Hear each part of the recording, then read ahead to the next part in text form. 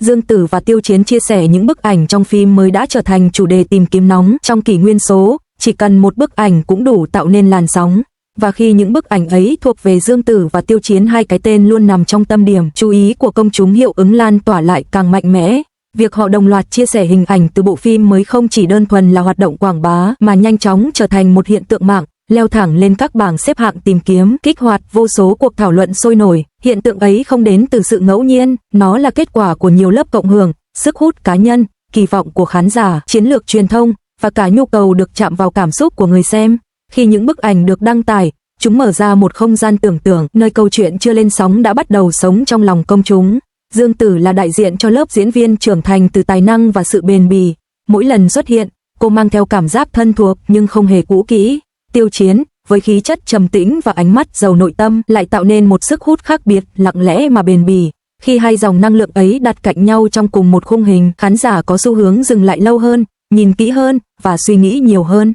Những bức ảnh phim mới vì thế không chỉ ghi lại tạo hình nhân vật, chúng còn phản chiếu kỳ vọng mà công chúng đặt vào hai diễn viên. Liệu họ sẽ kể một câu chuyện như thế nào, bằng cảm xúc ra sao và có thể chạm đến tầng sâu nào trong tâm hồn người xem. Hình ảnh trong phim, khác với ảnh đời thường, luôn mang trong mình ngôn ngữ riêng. Một ánh nhìn lệch góc, một khoảng cách được sắp đặt, một gam màu chủ đạo, tất cả đều góp phần kể chuyện. Khi Dương Tử và Tiêu Chiến chia sẻ những bức ảnh ấy, khán giả không chỉ nhìn thấy hai diễn viên mà còn nhìn thấy phác thảo của cả một thế giới hư cấu đang dần hình thành. Có bức ảnh gợi cảm giác ấm áp, nơi ánh sáng mềm mại bao phủ hai nhân vật. Có bức lại mang sắc thái trầm lắng, khiến người xem liên tưởng đến những mâu thuẫn nội tâm chưa được giải bày. Chính sự đa dạng cảm xúc này khiến người ta muốn tìm kiếm thêm, muốn biết bối cảnh, muốn hiểu câu chuyện phía sau. Chỉ trong vài giờ, những bức ảnh đã được chia sẻ lại hàng nghìn lần. Các nền tảng mạng xã hội trở thành không gian đối thoại, nơi mỗi người dùng đóng vai trò vừa là khán giả, vừa là người kể chuyện. Hashtag liên quan leo lên top tìm kiếm, bình luận nối tiếp bình luận và những giả thuyết về nội dung phim được dựng nên liên tục. Tốc độ lan truyền ấy phản ánh cách công chúng ngày nay tiếp nhận tác phẩm, không chờ đợi thụ động mà chủ động tham gia. Họ phân tích từng chi tiết nhỏ, từ trang phục, bối cảnh cho đến biểu cảm, như thể đang cùng ekip sáng tạo xây dựng câu chuyện. Sự quan tâm lớn cũng đồng nghĩa với áp lực. Khi những bức ảnh trở thành chủ đề nóng, kỳ vọng dành cho bộ phim tăng lên đáng kể. Khán giả mong chờ một tác phẩm xứng đáng với sức hút ban đầu, một câu chuyện có chiều sâu và diễn xuất thuyết phục. Với Dương Tử và Tiêu nóng cho thấy sức mạnh của hình ảnh và cảm xúc trong thời đại số. Nó nhắc nhở rằng, trước khi một bộ phim ra mắt, câu chuyện đã bắt đầu sống trong trí tưởng tượng của khán giả. Và có lẽ, chính khoảnh khắc ấy, khoảnh khắc khi một bức ảnh khiến hàng triệu người dừng lại, tìm kiếm và chờ đợi, mới là minh chứng rõ ràng nhất cho sức hút bền bỉ của điện ảnh và những người nghệ sĩ đứng trước ống kính. Khi cơn sốt tìm kiếm nổ ra, điều đầu tiên cộng đồng khán giả làm không phải là đặt câu hỏi về kịch bản, mà là soi từng chi tiết nhỏ trong ảnh. Một chiếc áo khoác khoác hờ trên vai, một ánh nhìn không đối diện trực tiếp, hay khoảng cách vừa đủ giữa hai nhân vật đều trở thành chủ đề phân tích. Khán giả tin rằng, trong điện ảnh, không có chi tiết nào là thừa. Mỗi yếu tố xuất hiện đều mang thông điệp riêng, dù rõ ràng hay ẩn dụ. Với Dương Tử, tạo hình trong loạt ảnh lần này gợi cảm giác trưởng thành, trầm ổn hơn những vai diễn trước. Ánh mắt cô không phô trương cảm xúc, nhưng lại chứa nhiều tầng ý nghĩa, khiến người xem có cảm giác nhân vật đã trải qua nhiều biến cố. Tiêu Chiến thì ngược lại, toát lên sự điềm tĩnh pha lẫn cô độc.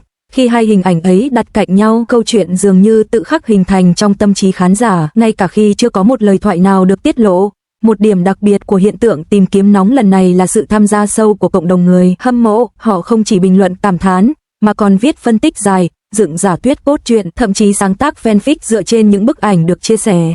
Trong bối cảnh đó, ranh giới giữa người sáng tạo và người thưởng thức trở nên mờ nhạt. Những bài phân tích ấy, dù đúng hay sai, đều cho thấy mức độ nhập tâm của khán giả.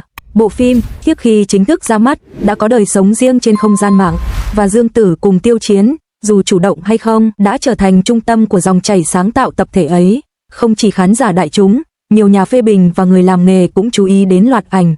Họ nhìn thấy ở đó một xu hướng quen thuộc nhưng được làm mới, dùng hình ảnh tĩnh để kể câu chuyện động. Việc hai diễn viên lựa chọn chia sẻ những khoảnh khắc mang tính gợi mở thay vì phô bày cao trào, được xem là quyết định khôn ngoan.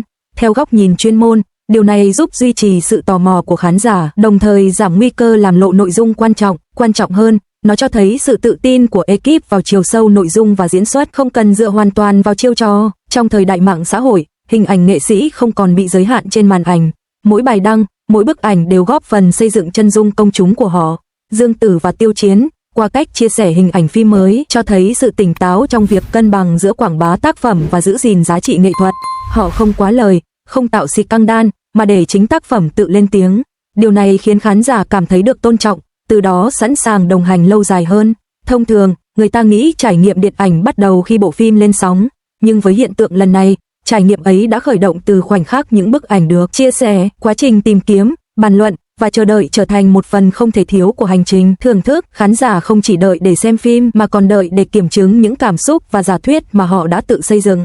Sự chờ đợi ấy, nếu được đáp lại xứng đáng, sẽ làm tăng giá trị cảm xúc của tác phẩm khi ra mắt. Một bộ phim thành công không chỉ dừng lại ở rating hay lượt xem mà còn ở ảnh hưởng văn hóa mà nó tạo ra. Việc loạt ảnh của Dương Tử và Tiêu Chiến trở thành chủ đề tìm kiếm nóng cho thấy tác phẩm đã vượt ra khỏi phạm vi giải trí đơn thuần, để bước vào đời sống tinh thần của công chúng. Những câu nói, tạo hình hay thậm chí bối cảnh trong ảnh có thể trở thành xu hướng được tái hiện trong đời sống thường ngày. Đó là dấu hiệu của một tác phẩm có sức sống lâu dài. Khi cơn sốt tìm kiếm dần lắng xuống, những bức ảnh vẫn còn đó, như một dấu mốc khởi đầu. Chúng đánh dấu thời điểm khán giả và tác phẩm gặp nhau lần đầu tiên trong không gian tưởng tượng. Với Dương Tử và Tiêu Chiến, đây không chỉ là một chiến dịch quảng bá thành công mà còn là bước tiếp theo trong hành trình nghệ thuật của họ. Với khán giả, đó là lời hứa về một câu chuyện sắp được kể, trọn vẹn và đầy cảm xúc. Khi ghép tất cả những chương lại với nhau, có thể thấy rằng hiện tượng tìm kiếm nóng không phải là kết quả của một khoảnh khắc bùng nổ đơn lẻ, mà là sự tích tụ của niềm tin, kỳ vọng và cảm xúc. Những bức ảnh được chia sẻ chỉ là điểm khởi đầu, nhưng chính cách khán giả đón nhận mới là yếu tố quyết định sức sống của hiện tượng ấy. Và ở trung tâm của mọi sự chú ý, Dương Tử và Tiêu Chiến vẫn lặng lẽ làm công việc của mình, kể chuyện bằng hình ảnh, bằng cảm xúc và bằng sự chân thành.